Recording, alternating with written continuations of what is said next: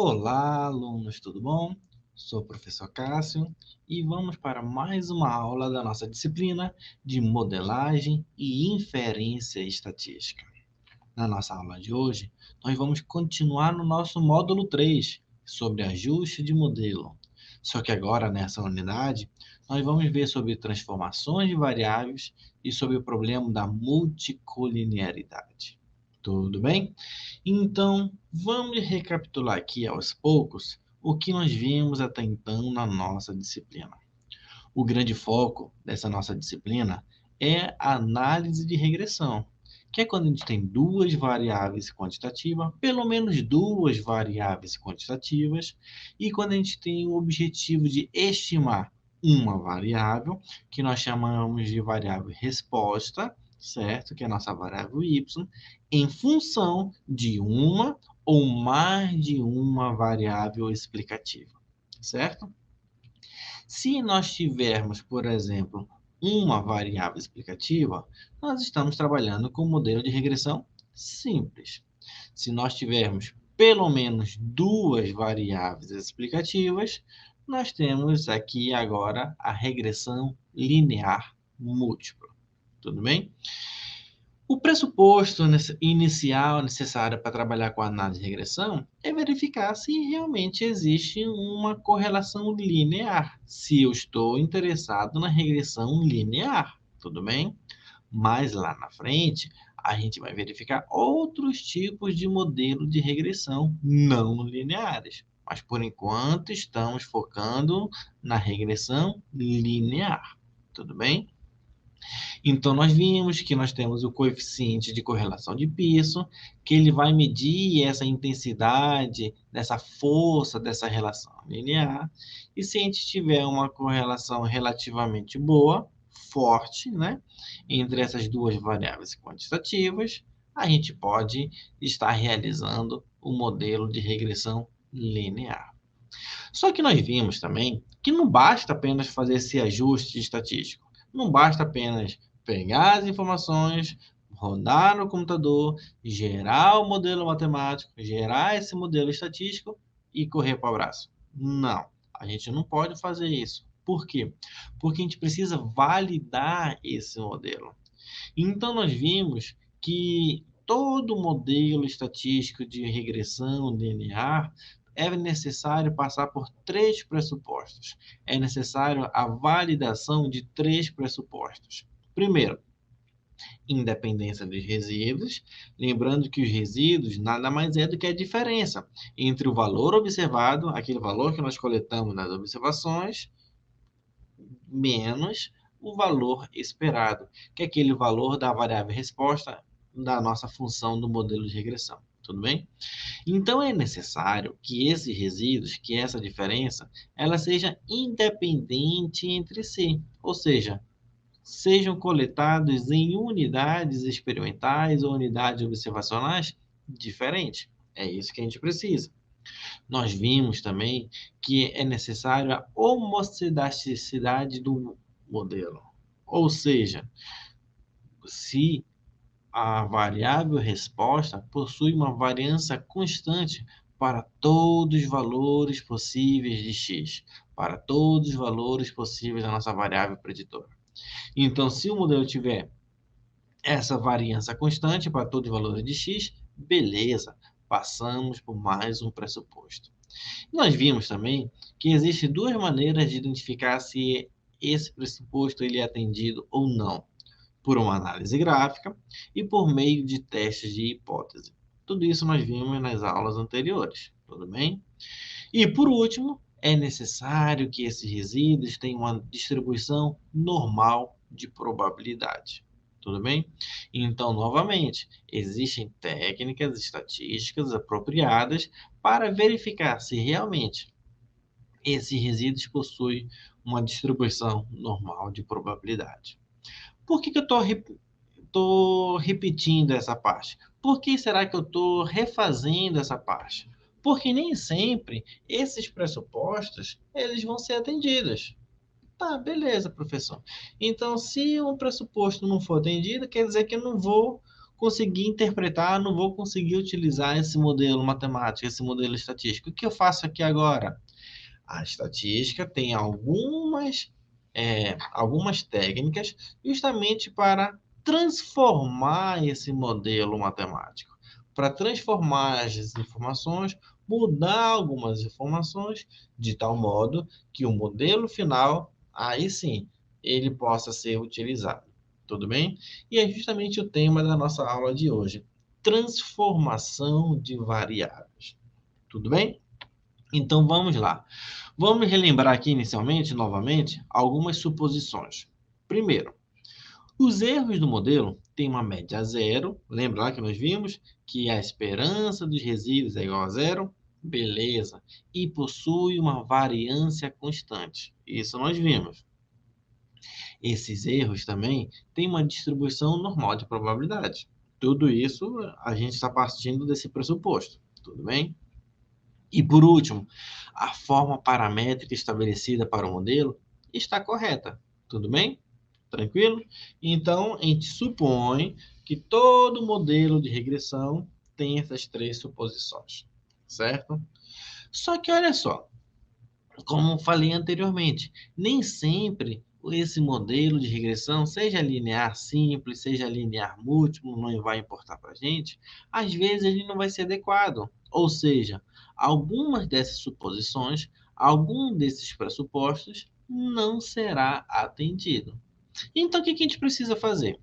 Primeiramente, verificar se realmente é um modelo de regressão linear que nós estamos interessados. Por quê?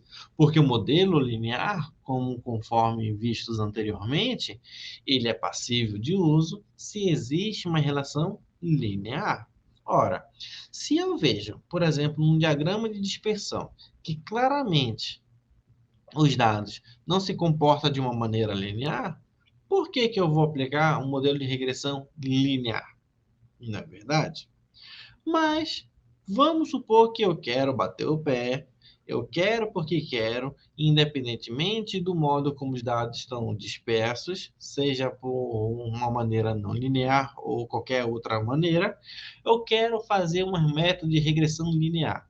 Então, é necessário transformar alguns valores, fazer alguma álgebra matemática, de tal maneira que nós vamos transformar esses valores, que aí sim, após essa transformação, a gente vai conseguir linearizar o nosso modelo matemático. Tudo bem? Então, olha só. Ocasionalmente, a gente detecta que a suposição de linearidade é violada de duas maneiras diferentes, que nós vimos nas aulas anteriores, por meio de diagrama de dispersão e por meio dos gráficos de resíduos, gráfico de regressão parcial. Tudo bem? E isso nós vimos justamente nas aulas anteriores. Ora, como que a gente verifica se os dados se comportam de uma maneira linear? Ora, a gente faz um gráfico de dispersão. Um eixo está uma variável, o outro eixo está outra variável. Tudo bem? Então, a gente vai verificar justamente como é que se comporta essa questão da linearidade. Tudo bem? Então, olha só. A transformação da variável y, que é a nossa variável resposta, ou da variável x, que é nossas variáveis preditoras, nossas variáveis explicativas, ou de ambas, a gente pode fazer ou de uma, ou de outra, ou de ambas, frequentemente é suficiente para tornar o modelo de regressão linear simples apropriados para esses dados transformados. Ou seja, eu estudei o comportamento de duas variáveis. Vamos pegar aqui o modelo de regressão linear simples, que é o mais usual. Tudo bem? Temos uma variável resposta e uma variável explicativa. Eu verifico que o comportamento dessas duas variáveis não se dá de uma maneira linear. Tudo bem? Então, a gente pode ou transformar a variável y, ou transformar a variável x, ou transformar as duas. Porque, frequentemente, usualmente, após essa transformação, aí sim, o modelo fica apropriado para usar, com esses dados transformados. Tudo bem? Então, bora pegar aqui uns exemplos aqui. Olha só. Vamos supor que eu fiz um diagrama de dispersão e eu verifico esse comportamento aqui dos nossos dados. Tudo bem? Ou esse comportamento ou esse outro aqui. Tudo bem? No caso é o mesmo. Só um é o inverso do outro. Tudo bem? Claramente, esse modelo aqui, ele não é linear. Ora, seria linear se ele pudesse ser explicado por uma reta. Você se lembra? Nesse caso, a gente não consegue explicar as nossas relações entre x e y por uma reta. A gente não consegue fazer uma explicação de x e y de uma maneira linear. Claramente, é algo aqui não linear. Tudo bem? Claramente, isso aqui é uma função logarítmica. Tudo bem? A gente consegue ter esse tipo de observação, tanto nesse modo aqui, quanto nesse outro aqui. Tudo bem? Então, se claramente a gente consegue ver, por exemplo, uma relação logarítmica entre x e y, a gente consegue fazer uma transformação. Ora, que transformação é essa? Por exemplo, o log da variável x. Tudo bem? Percebo que quando eu aplico o log na variável x, eu vou ter, por exemplo, aqui um x', que é justamente o x transformado. Tudo bem? Então, linearmente falando, eu vou ter uma resposta, só que uma resposta transformada, preste atenção, só que de uma maneira linear, tudo bem? Eu continuo tendo meu intercepto beta 0 e olha só, beta 1x, eu continuo tendo aqui o meu coeficiente angular. Só que agora a minha variável preditora, preste atenção, ela está transformada. Ora, essa variável x aqui, ela não é propriamente a nossa variável preditora x propriamente dita. Ela é o logaritmo de x. Tudo bem? Esse outro exemplo aqui que a gente pode ver, claramente nós temos aqui uma relação praticamente exponencial, né? Entre x e y aqui, por exemplo. Então, a transformação que a gente pode fazer, por exemplo, é algo logaritmo natural, o ln, por exemplo, da nossa variável resposta. Tudo bem? Então, perceba que a gente pode fazer a transformação ou na variável x ou na variável y. Tudo bem? Nesse nosso caso aqui, como olha só, com uma transformação da nossa variável na variável y, a gente vai ter uma resposta transformada aqui, tudo bem? E o nosso intercepto aqui, ele vai estar sendo colocando o produto aqui no nosso logaritmo natural, tudo bem? E perceba que a gente continua tendo o modelo linear aqui. A única coisa que muda é que o nosso intercepto agora ele está transformado, ele é o ln do beta 0. E o beta 1 continua sendo o nosso coeficiente angular de x. Tudo bem? Tranquilo? Então, olha só, bora pegar aqui um exemplo aqui. Um exemplo de como que a gente pode realmente aplicar essa transformação de variáveis, certo? Uma pesquisadora estava interessada em estudar o comportamento do pH de tomates cronos. Ora, se uma pesquisadora, se um pesquisador, uma pessoa, não interessa, quer estudar o comportamento do pH, então eu já sei logo de cara que minha variável resposta vai ser justamente esse pH. Eu quero estudar o pH, se eu quero estudar o pH, o meu desfecho é o pH. Tudo bem?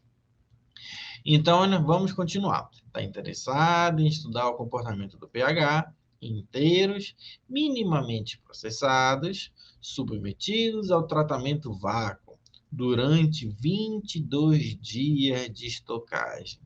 Então, repara que esse estudo ocorreu durante 22 dias. A gente tem aqui um estudo longitudinal, onde a nossa variável x é justamente o tempo em dias, tudo bem? Do 0 até os 22 dias. Há uma temperatura média de 8 graus e umidade relativa de 62,78. Por que isso aqui é importante? Porque as condições necessárias de todas as unidades, elas precisam ser constantes, tudo bem? Isso a gente aprendeu lá na disciplina anterior, certo? Então, vamos continuar aqui com o nosso problema aqui. Olha só. Vamos fazer um diagrama de dispersão para verificar como é que se comporta a relação entre o pH, que é a nossa variável resposta, lembra? E a nossa variável explicativa, que eram os dias. Começa do 0, né? Provavelmente aqui no 1, no caso, no primeiro dia, até o 22º dia. Tudo bem? Perceba que a relação, olha só, ela não é de uma maneira totalmente linear. Se fosse de uma maneira totalmente linear, a gente poderia colocar aqui uma reta, e com essa reta aqui, a gente verifica, por exemplo, que esses dados aqui, que provavelmente aqui do dia 8, por exemplo, está totalmente fora dessa curva. Então, dificilmente esse modelo linear explicaria essa relação, porque claramente nós não temos uma relação linear. Perceba que a gente tem uma relação curvilínea. Olha só, tem uma curva bem aqui. Vocês conseguem perceber? Existe algo parecido com uma curva entre a relação entre essas duas variáveis. Então, logo de cara, eu consigo perceber que a relação entre essas duas variáveis, ela não é linear. Ora, se a relação entre essas duas variáveis, pH e dias, não é linear, eu não posso estar ajustando logo de cara o modelo de regressão linear. Tudo bem? Então, vamos continuar. Vamos supor que eu queira fazer agora, então, uma transformação na variável x. A transformação, no caso, seria a inversa de x. Tudo bem? 1 dividido por x. É uma transformação que eu posso fazer.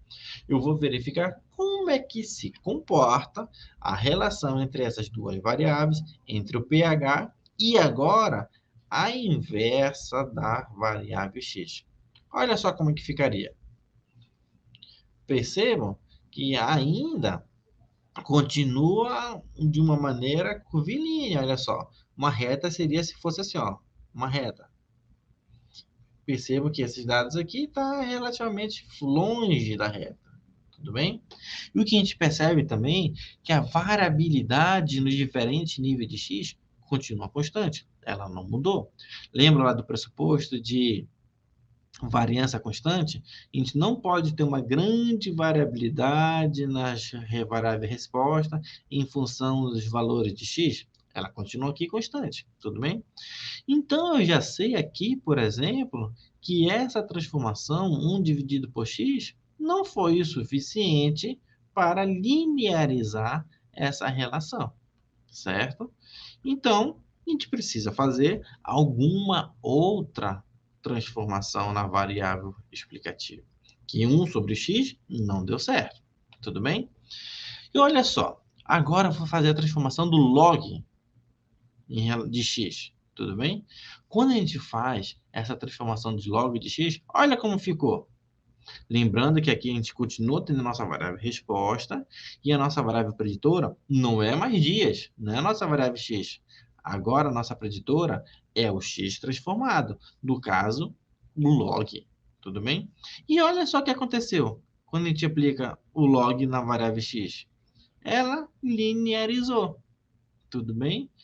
Se a gente colocar uma reta bem aqui, a gente pode ver, a gente pode verificar que realmente os dados das nossas observações estão realmente perto aqui da nossa reta. Então, de fato, quando a gente faz a transformação na variável x, no caso aqui o log de x, nesse caso específico, linearizou a nossa relação entre essas duas variáveis. E percebam também que a variabilidade continua constante. Então, muito provavelmente, se nós fizermos um teste estatístico, teste de Bartlett, por exemplo, para verificar essa homocidacidade, que é a variância constante, ela também vai ser atendida. Então, percebe que só fazendo esses dados aqui, com essa transformação na variável x, o que a gente tinha algo curvilíneo, ele se mostrou agora linearizado. Tudo bem? É um tipo de transformação que a gente pode fazer, certo? Mas vamos continuar aqui. Olha só. Existe um tipo de transformação que ele vai verificar a transformação ótima, ou seja, qual a melhor transformação que a gente pode fazer de tal modo que, independentemente do comportamento na variável x e y, a gente vai conseguir linearizar essa relação entre x e y. Tudo bem? E essa transformação é justamente o que nós chamamos de transformação de Box-Cox. Tudo bem? Eram dois estatísticos, o Box e o Cox, que eles fizeram esse trabalho juntos. Então, essa transformação automaticamente identifica uma transformação a partir de uma família de transformações do tipo potência. Tudo bem? Então, essa transformação, Box-Cox, que é muito utilizada na estatística, ele vai identificar de uma maneira totalmente automática o melhor modelo para a gente, o modelo mais adequado, tudo bem? E essa transformação é do tipo potência, que é o que nós vamos ver aqui agora, tudo bem? Essa família de transformações do tipo potência é dada por essa estrutura bem aqui. Olha só, a nossa variável resposta transformada ele é igual a y elevado a lambda, tudo bem? Sendo que esse lambda é justamente um parâmetro da nossa transformação de Box-Cox, certo? Ora, se esse lambda for igual a 2, então a nossa y transformado é y elevado a 2. Se esse lambda aqui, por exemplo, for 0,5, o nosso y transformado, a nossa resposta transformada, é a raiz de y. Se por acaso esse lambda é menos 0,5, então nossa variável resposta é a inversa da raiz de y. Tudo bem? Se esse lambda for zero, então a variável resposta y transformada vai ser o log na base exponencial de y. Isso a gente tem por definição. Tudo bem? Se esse lambda for menos 1, então a nossa variável resposta é a inversa da variável y. Tudo bem?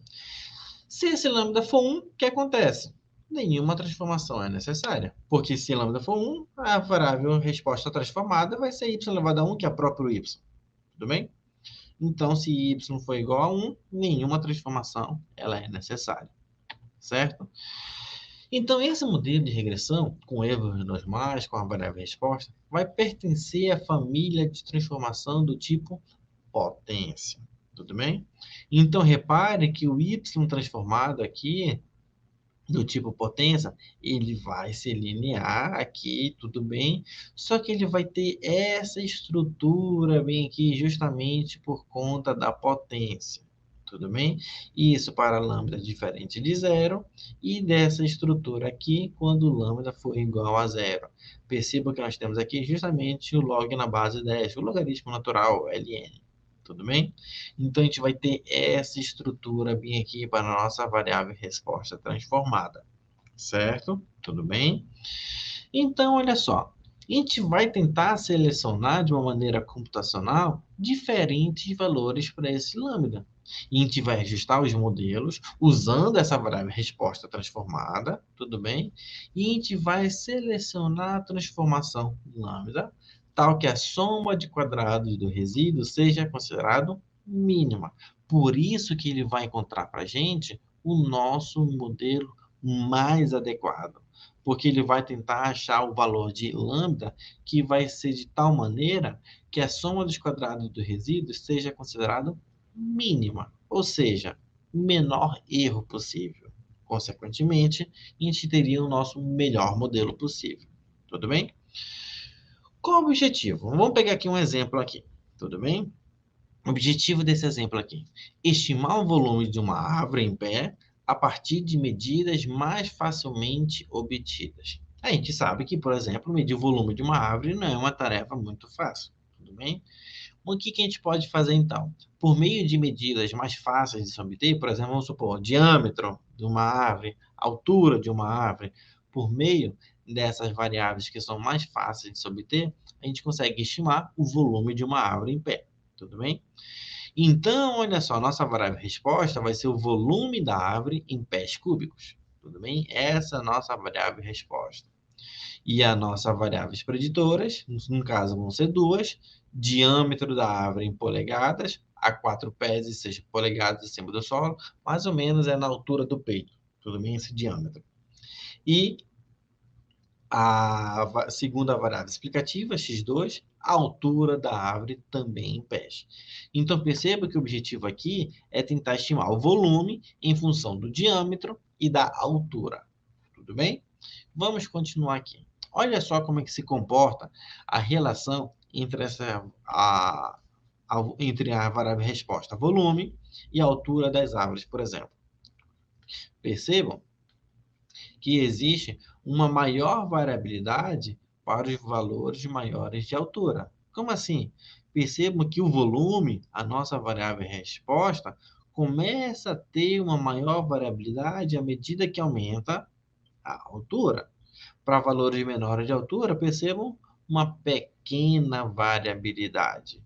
Ou seja, o que nós temos aqui? Nós temos um problema aqui de variância constante. Por quê?